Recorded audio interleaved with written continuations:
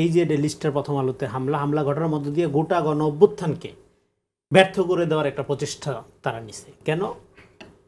Definitely বাংলাদেশের 15 বছরের media বিরল ব্যতিক্রম বাদ দেয় 2-4টা ব্যতিক্রম, এটা আসবে না আলোচনায়। মোটা দাগে এখানে মুক্ত গণমাধ্যম ছিল আর হাসিনা ফ্যাসিস্ট হয়েছে, এই দুইটা একসাথে তো হইতে পারে না। তার মানে সাংবাদিকতা পরাজিত হয়েছে, আপনাদের পালায় যেতে হয়েছে, দেশে থাকতে পারেন নাই। আমরা তৃতীয় শ্রেণীর নাগরিকের মতো একটা আত্মগোপনের মতো জীবনযাপন করেছিলাম। তার মানে এখানে সাংবাদিকতা ছিল না। সাংবাদিকতা থাকলে ফ্রিডম মানে মুক্ত সাংবাদিকতা, প্রেস ফ্রিডম থাকলে যে কোনো সরকারই একটা এরকম চূড়ান্ত ব্রুটাল ফ্যাসিস্ট হইতে পারে না। তার মানে সাংবাদিকতা কালেক্টিভলি ফেল করছে, সেই ক্ষোভ জনগণের মধ্যে আছে। এইবার গণ অভ্যুত্থান হইল, গণ অভ্যুত্থানের মধ্য দিয়ে এই শক্তিটা পরাজিত হইল। এবার বিজয়ী শক্তির কাজ কি? বিজয়ী শক্তির কাজ হলো যে পরাজিত, ধরে নিলাম সেই এনিমি, তাকে প্রোটেক্ট করা হলো তার প্রথম দায়িত্ব। কারণ আপনি তখনই বিজয়ী যখন পরাজিতর খাসিলতটাকে আপনি পরাজিত করতে পারেন। এখন আপনি যদি ওই খাসিলত বা ওই স্বভাবটা নিজে রপ্ত করেন তাহলে আপনি তার চেয়ে খারাপ। ফলে এখন যারা হাসিনা যে রাজনীতিটা করছে ঠিক একই রাজনীতি তাদের উপর করা হয়েছে, ডেইলি স্টার প্রথম আলোর উপর করা হয়েছে। কীভাবে? 71-এর চেতনার নামে হাসিনা 71 বিরোধী সমস্ত অ্যাক্টিভিটি চালাইছে। একইভাবে আপনি জুলাই গণ অভ্যুত্থানের স্পিরিট, জুলাই গণ অভ্যুত্থান বলে বলে আপনি যে কাজটা করলেন, ডেফিনেটলি এখানে বাঙালি জাতীয়তাবাদ, এটা ট্রাইবাল জাতীয়তাবাদ, আপনি যে প্রশ্নটা করেছেন খুবই গুরুত্বপূর্ণ। এবং এই ট্রাইবাল জাতীয়তাবাদ বাংলাদেশে দুইবার পরাজিত হয়েছে। একটা হলো শাহবাগের কৃত্রিমভাবে যে গণজাগরণ, প্রথম মব, সেখানে পরাজিত হয়েছে, এবং অবশ্যই এই গণ অভ্যুত্থানে পরাজিত হয়েছে। এখন পরাজিত হওয়ার মধ্য দিয়ে আপনার কাজ কি? আপনার কাজ কি? এই আপনার এই যে ইন্ডাস্ট্রি, এটার যে একটা বিশাল আপনার মানে $1000 কোটি টাকার একটা ইন্ডাস্ট্রি হতো এটা, অ্যাট দ্য সেম টাইম। তাহলে এটা পরাজিত হয়েছে মানে কি? পরাজিত হয়েছে তো পলিটিক্যালি, ইডিওলজিক্যালি তো পরাজিত হয়নি। ইডিওলজিক্যালি পরাজিত জন্য আপনার কী লাগবে? কাউন্টার কালচার তৈরি করতে হবে, যেটা আমরা দীর্ঘদিন ধরে বলতেছি। কাউন্টার কালচার করার জন্য নিউ এথিক্স লাগবে। আপনার কালচার কি? বান্না ভাই নাটক বানায়, আপনার স্নিগ্ধা এটা পড়াশোনা করায়, একাডেমিক জায়গা থেকে দেখেন। কিন্তু কালচারের ব্যাপারটা হলো, কালচার বলতে আমরা শুধু পারফরমেন্স, নাটক, গান, বাউল বা আপনার এই যে রবীন্দ্রসঙ্গীত, এগুলো তো পারফরমেন্সের ব্যাপার।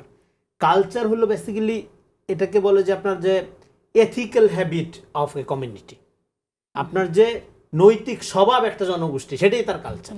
এবং কালচার একটা ইডিওলজিক্যাল দিক থাকে। আপনি পারফর্ম করতেছেন হয়তো রবীন্দ্রসঙ্গীত বা বাউল সঙ্গীত, সেটা, বা আপনি এক ধরনের নাটক, এক ধরনের নাচতেছেন, আরেক ধরনের কাঁদতেছেন, সেগুলো পারফরমেন্সের অংশ, কিন্তু তার একটা ইডিওলজিক্যাল দিক থাকে। এই ইডিওসেন্ট্রিক দিকটার একটা পলিটিক্স এটার সাথে ডিরেক্ট জড়িত। এই জন্য সংস্কৃতির প্রশ্নটা অলওয়েজ পলিটিক্যাল প্রশ্ন। তো এই জন্য যখন পলিটিক্যালি পরাজিত হয়, তার কালচারাল এজেন্সি সহ পরাজিত হয়। এইবার আপনি ডেইলি স্টার প্রথম আলো ধরেন, আমরা ধরে নিলাম ডেইলি স্টার প্রথম আলো আমাদের লম্বা সময়ের শত্রু, ধরে নিলাম তর্কের খাতিরে। তো এই শত্রুকে আপনি কি ইডিওলজিক্যালি পরাজিত করছেন? আপনি কাউন্টার কালচার গইরা তুলছেন? তা তো তোলেন নাই। তোলার মধ্যে না করে আপনি এখন যখন এখানে অ্যাটাক করলেন, আগুন দিলেন, এবং সাংবাদিকরা ভেতরে আটকা পড়া, আপনি দমকল বাহিনীকে যেতে দিচ্ছেন না। তার মানে আপনার উদ্দেশ্য তো আরো ভয়ঙ্কর, শুধু বিল্ডিংয়ে আগুন দেওয়া না, মানুষকে ভিতরে পুরো হত্যা করা, ডেঞ্জারাস উদ্দেশ্য আপনার। তো এর মধ্য দিয়ে আপনি কি করলেন? এখন এই যে পান্না ভাই যেটা বললেন, তার পরের দিনই তারা যে বিরোধর্পে আবার বের হইলো, বের হওয়ার মধ্যে দিয়ে কি হলো? আপনার শত্রু যদি ধরে নিলাম, আপনার শত্রুতে আরো স্ট্রং করলেন, আপনার শত্রুকে তো আর আপনি প্রবল বিক্রমে ফেরত আনার আয়োজন করলেন, 1 নাম্বার। 2 নাম্বার হলো বাংলাদেশের মিডিয়াগুলোর 5 তারিখে যে দায়িত্ব নেওয়ার কথা ছিল, মিডিয়ার যে দায়িত্ব, মিডিয়া তো ফেল করছে কালেক্টিভলি, এটা স্বীকার করতে হবে আমাদের। সেই দায়িত্ব তো মিডিয়া পালন করেনি। মিডিয়া তো বলে নাই যে আমরা সরি বাংলাদেশের জনগণ, আমরা কালেক্টিভলি ফেল করছি, হাসিনা ফেসিবাদের বিরুদ্ধে যে জার্নালিজম আমাদের করা দরকার ছিল সেটা আমরা করতে পারি না। আমরা দেখেছি অনেকে বলেছে আলাদা আলাদা করে ইন্ডিভিজুয়ালি, আমরা অনেকে বলতে শুনেছি, কিন্তু মিডিয়া সংস্কারের যে প্রস্তাবনাগুলো সেটা সরকারও বাস্তবায়ন করে না। ফেলিউরটা আমি বলতেছি যে কালেকটিভ ফেলিউর, সরকার দিক থেকে ফেলিউর, মিডিয়া হাউসগুলোর দিক থেকে গণ অভ্যুত্থানের ফলে যে নিউ সোশ্যাল কন্ট্যাক্ট, এটা আলোকে নতুন কালচারকে অ্যাডপ্ট করা, নতুনভাবে এই মতাদর্শ নয় যে নতুন যে আপনার জেনজি জেনারেশনের মধ্য দিয়ে যে নতুন পর্ব শুরু হয়েছে বাংলাদেশে, যে প্যারাডাইম শিফট ঘটনা ঘটে গেছে, এইটার এই সংস্কৃতিতে মিডিয়া প্রবেশ করেনি। মিডিয়া বরং আগে হাসিনার প্রশংসা করতো, 5 তারিখ কথা নেই বার্তা নেই, দুপুর থেকে তারেক রহমানের ভাষণ প্রচার শুরু করছে, খালেদা জিয়ার প্রশংসা শুরু করে, তারা বলছে প্রশংসা করতে।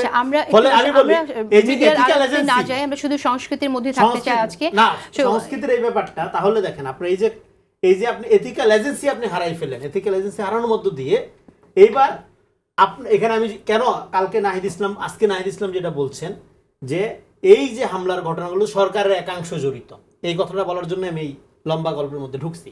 কেন এই কথা বলতেছে, আরো অনেকে বলতেছে। তো তার মানে আপনি এই ঘটনাটা যে প্ল্যান কেন, তাহলে এখানে মিডিয়াগুলোর যে ভূমিকা, সংস্কৃতি কর্মীর যে ভূমিকা, আপনি আপনার আলোচনায় বললেন যে বেশিরভাগ সংস্কৃতি কর্মী ফ্যাসিবাদ কায়েমের অস্ত্র হিসেবে নিজেরা, কাঁচামাল হিসেবে নিজেরা ব্যবহৃত হয়েছে। তো ব্যবহৃত হয়েছে, কিন্তু তারা তো পরাজিত হয়েছে। নতুন বাস্তবতা আমরা প্রবেশ করেছি। নতুন বাস্তবতা প্রবেশ করার পরে তাদের তো নতুন বাংলাদেশে, তাদের তো আপনার নতুন করে তাদেরকে তো অ্যাডাপ্ট করতে হবে আমাদের। আমরা তো ইলিমিনেশন রাজনীতি করব না। সেই অ্যাডাপশনের প্রসেসটা হবে এথিক্যাল, মোরালি ক্লেম করা যে আমাদের ফেলিয়ারটা স্বীকার করে সেখানে আমাদের বোঝা দরকার যে রাষ্ট্র কেন ফেল করলো, এবং নাহিদের আপনি কমেন্টে করে নিয়ে এসেছেন যে সেই বিষয়ে আমরা একটু কথা বলবো। এক সেকেন্ড, এটা একটু পয়েন্টটা বলি। সেই সুযোগটা যাতে আপনি নতুন কালচার, গণঅভ্যুত্থানের সংস্কৃতিতে প্রবেশ করতে না পারেন, সেই জন্য আপনাকে ভিকটিম বানানো হলে পরিকল্পিতভাবে। এখন আপনি কি করবেন? এখন তো আমি নিজে ডেইলি স্টার প্রথম আলোর ন্যারেশনের সবচেয়ে বড় ক্রিটিক, কিন্তু এই ঘটনার পর আমি তো তাদের পাশে যেয়ে দাঁড়াবো, আমি তো তাদের প্রোটেক্ট করব। তাহলে আপনি কি করলেন? আপনি এই আমরা যে নতুন বাংলাদেশের যে সাংস্কৃতিক লড়াইটা যেটা চাচ্ছিলাম, যে বাংলাদেশ পন্থার এখানে উত্থান চাচ্ছিলাম যেটা, হ্যাঁ, সেইটাকে আপনি সব মানে পরিকল্পিতভাবে পিছাইয়া দিলেন, এবং আপনি আপনার শত্রুর হাতকে শুধু শক্তিশালী করলেন না, গণঅভ্যুত্থানের যে আকাঙ্ক্ষা, যার মধ্যে দিয়ে মিডিয়া, সংস্কৃতি এবং ইডিওলজিক্যাল যে পরিবর্তন দরকার ছিল, সেটা যাতে কোনোভাবে না হয় সেই আয়োজনটা আপনি নিশ্চিত করলেন এই ঘটনা।